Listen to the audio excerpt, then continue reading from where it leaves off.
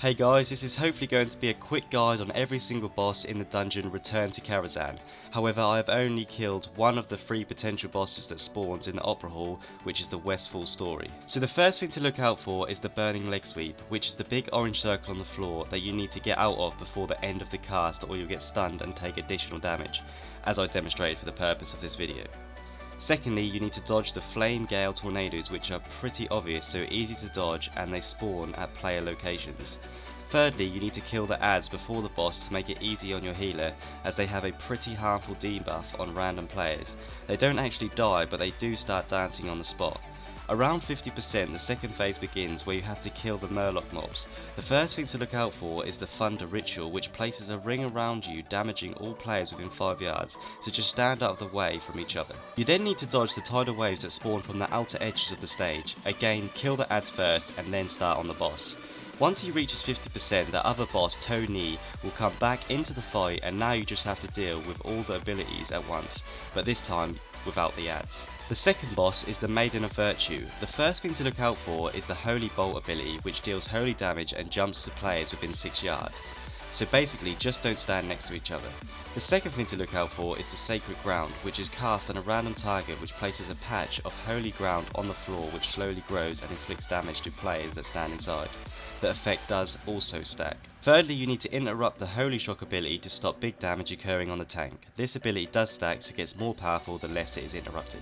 The last spell she casts is Mass Repentance, which is when you need to stand in the holy ground so you take damage breaking the repentance.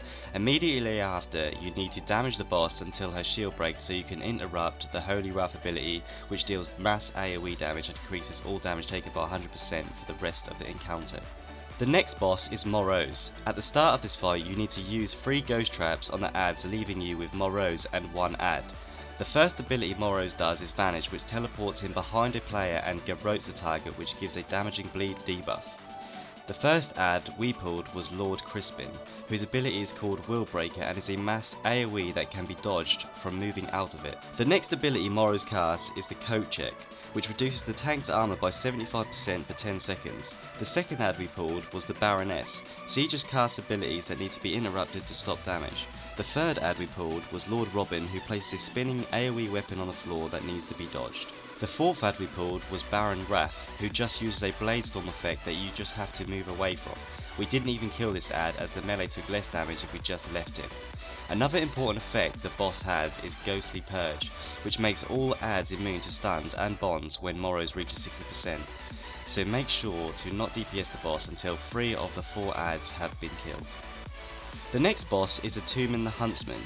The first thing to look out for is the debuff he places on everyone, which does ticking damage. The healer needs to find which player is haunted and then dispel the debuff. You can tell which player is haunted from the ghostly effect around their body. If the wrong player is dispelled, the whole group takes damage. The second ability to look out for is the Mighty Stomp, which deals AoE damage and erupts all players within 30 yards.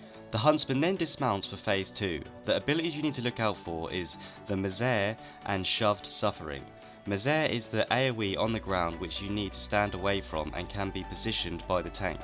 The Shoved Suffering ability you need to stack so the damage spreads and the tank doesn't get one shot. The other ability is a Mortal Strike, which can't be dodged and just needs to be healed through. The Huntsman will then mount up again and start using Spectral Charge, which is just a wall of horses that needs to be dodged.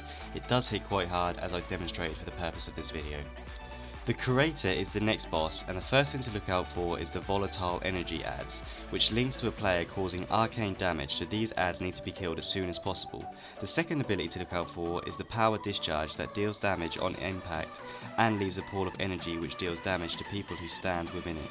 These pools do not despawn, so you need to position these strategically so the whole room doesn't fill up. The boss will then start to use Evocation, which the boss uses to regain mana but also takes 100% more damage, so CD should be saved for this phase.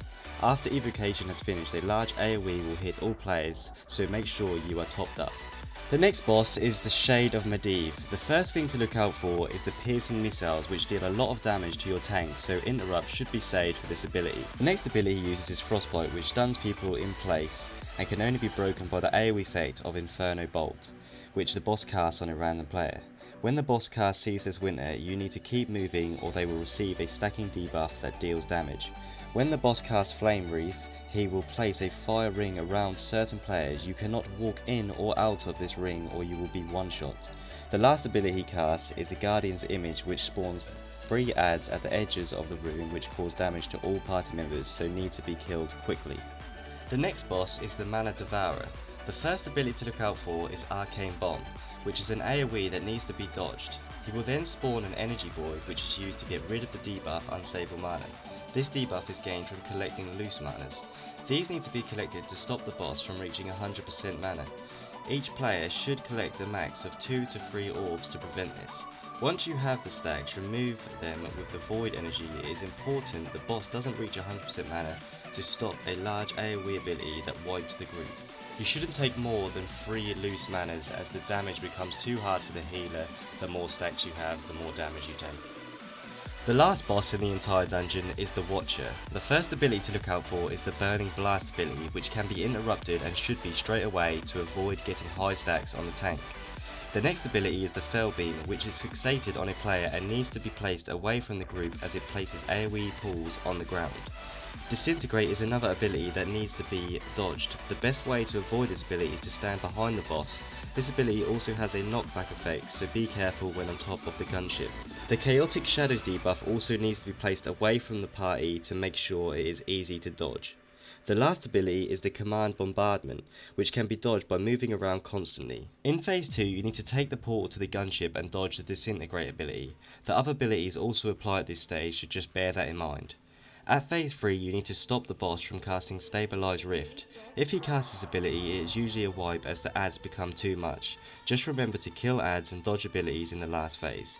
That's all for this video. I hope this helped people out. Please like, comment and subscribe. Peace.